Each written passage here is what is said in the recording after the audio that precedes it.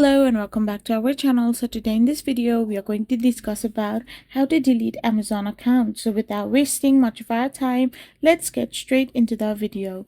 So if you want to delete your Amazon account, all you gotta do is simply go and tap open your Amazon in a web browser. Once you have opened it in a web browser, you need to simply click on your profile. After you have clicked on your profile, you need to simply tap on like the accounts and list sections. So once you have accounts and list section right over here, you need to tap open your account and go to see all options. There you need to scroll down below and go to close your Amazon account. Tap on your Amazon account and now you need to simply get signed in into your account first. After this, you need to select the reason, check the box confirming you want to permanently close the account and delete your data.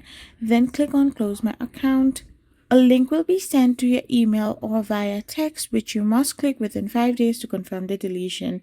So this is how you can simply do it. I hope you found this video helpful. So don't forget to hit that subscribe button and to give us a thumbs up. Thank you for watching.